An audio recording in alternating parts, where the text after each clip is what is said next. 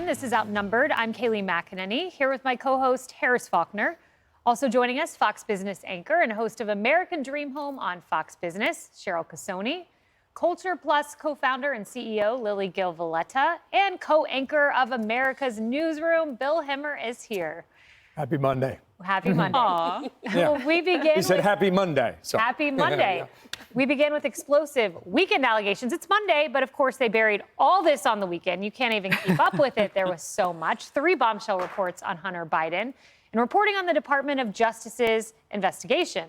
It's been 10 days since the DOJ's Hunter probe moved into the hands of Special Counsel David Weiss. And some members of the left-wing media are now offering a new look into the days before the end of Hunter's infamous plea deal. A new report from the New York Times, it was explosive, claims that the U.S. Attorney Weiss was close to letting Hunter off the hook earlier this year. That's right, no plea deal, just off the hook. Weiss reversed course, however, conveniently, when the 2 IRS whistleblowers described a pattern of political interference into their investigation. That's not the only news surrounding the newly crowned special counsel. The Washington Post, they reported that David Weiss worked alongside Hunter Biden's late brother, Beau Biden, back in 2010. And there was more, one more. The new report from Politico claiming that Hunter Biden's lawyers vowed to put President Biden on the witness stand if Hunter faced criminal charges. Hunter's then attorney, Chris Clark, reportedly said the trial would work to create a, quote, constitutional crisis. I call this, Harris, the Chris Clark pressure campaign. This is Hunter's attorney. And here's a little insight into how he pressured federal prosecutors. This was also from the New York Times. Mr. Clark began by telling Mr. Weiss that his legacy would be defined by how he handled this decision. If his host somehow missed the message, Mr. Clark followed up with an even more dramatic gesture. Listen to this one. He read a quote from a Supreme Court Justice, Robert Jackson, who had been a prosecutor of the Nuremberg trials, and said prosecutors could always find a technical violation of some act on the part of almost anyone, but should never succumb to pressure from the powerful. A quote from the Nuremberg trials to get Hunter out of this.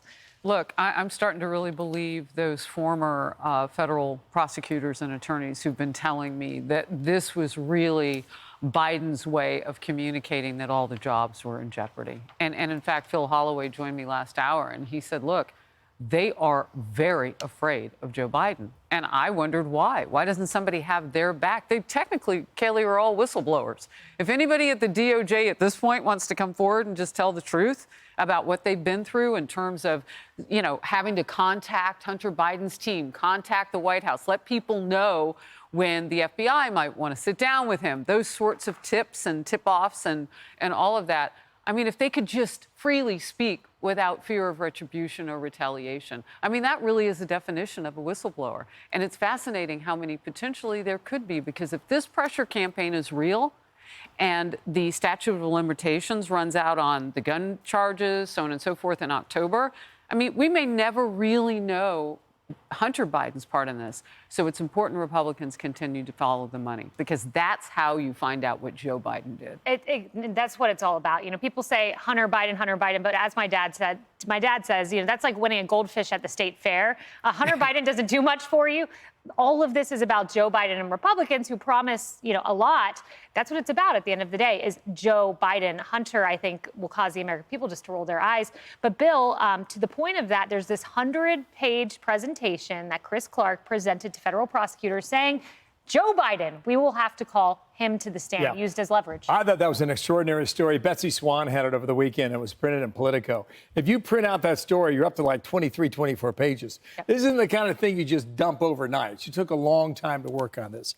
I think Andy McCarthy, whenever I need to understand something legal, I listen to Andy McCarthy. I don't know if he's ever been wrong. And he told Dana and me earlier today, he said, I know I'm like a broken record, but the charges are disappearing. 2016 is gone, to your point, Harris. Yep. 2015 is gone. 2014 is gone. Most crimes prior to 2018 are gone because they were never indicted. All the tax charges prior to 2017 are gone. He says the case is disappearing by the day. And then what we see in the stories reported over the weekend is the intimidation they believe on behalf of Joe Biden. McCarthy says the blowback's going to be against them career-wise, professional-wise, et cetera. Look, Andy McCarthy has yet to be wrong. I would trust his opinion on this story today. Yeah, he's been on this. Great thread on his Twitter, by the way, or X, I should say, going through all of these details. There were a lot of them, Cheryl. But this is one that he isolated that really stuck out to me quite a bit. New York Times, 2 sentences here. While Mr. Biden's legal team agrees that IRS agents affected the deal, his lawyers have contended to the Justice Department that by disclosing details about the investigation to Congress, they broke the law and should prosecute it. So the guys getting Hunter Biden, the sweetheart deal, are saying, don't prosecute our client, prosecute the whistleblowers. And I thought this White House, go read their statement of administration policy. The administration supports H.R. 2988. That's a bill that would modify and expand whistleblower protections for federal employees. So they support whistleblowers, except maybe the ones looking into the son of the president. Well, and it was the whistleblowers, to your point, that exposed really the plan by Hunter Biden's attorneys, which was to just bury this all under the rug. Once those whistleblowers testified in front of Congress, that was off the table. But, you know, it's follow the money. And I've said this before. You know, James Comer was on the news channel yesterday morning, and he said, he goes, we're going to be going back to court, and we're going to be subpoenaing more bank records. That's where you follow the money. I had Nancy Mace on Fox Business last week, and she told me these aren't public records. These are things that I have seen where we're talking $50 million in payments to the Biden family, not $20 million, $50 million. That surprised me.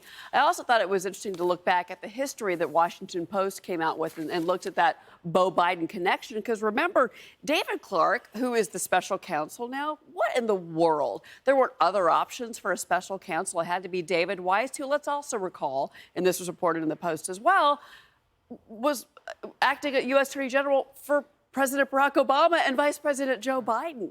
And Lindsey Graham has come out and said, you know, we gave the guy a chance, compromised. Other Republicans on the Hill, compromised. This is not the right person to be leading this investigation. So even if Hunter Biden does face something, you tell me some other American out in this country that would have faced the same charges that Hunter Biden faced, not just the tax charges, but also the gun charge, and they would have gotten that plea deal, which luckily was thrown out by the judge. Yeah, one of these interesting things Comer is looking into are these emails from then Vice President Biden under a pseudonym. He emailed as Robin Ware, Robert L. Peters, J.R.B. Ware, which apparently the Obama White House said was not anything unordinary. It's as if, you know, you get a lot of public emails to your well-known name, Joe Biden, so people in the White House would use a pseudonym. They said past administrations did as well. That caveat aside, what was interesting to me is that Hunter Biden was CC'd on some government emails. And I'm just trying to think to myself, I mean, my government email, it's not like I was out there CCing family members. That's a really uncommon thing to do. CCing him on this public schedule, and this is, of course, as he's running point on Ukraine. These raise some really big questions about not Hunter, but Joe. Absolutely. And there is now enough evidence that is accumulating. And while we talk about the technicalities here, the public opinion, the court of public opinion has spoken. 50% of Americans do feel and say that Hunter Biden is getting preferential treatment, regardless of political leaning. So that in itself is impacting what will be remembered, sadly, as a 2024 political season full of indictments, impeachments, trials, more so than, you know, speeches and campaign trails, sadly. But this is an opportunity for us to regain the trust of the American people who are disillusioned with what the justice system is doing, chasing political opponents, silencing parents, and not really pursuing justice that we want to see. Yeah, and one thing's clear, the American people are going to be watching these 3 special counsels very closely, 2 of which we've yet to hear much from. One, the Trump one, we've heard a ton from, so people are watching. Hey everyone, I'm Emily Campagno. Catch me and my co-hosts Harris Faulkner and Kaylee McEnany on Outnumbered every weekday at 12 p.m. Eastern, or set your DVR. Also, don't forget to subscribe to the Fox News YouTube page for daily highlights.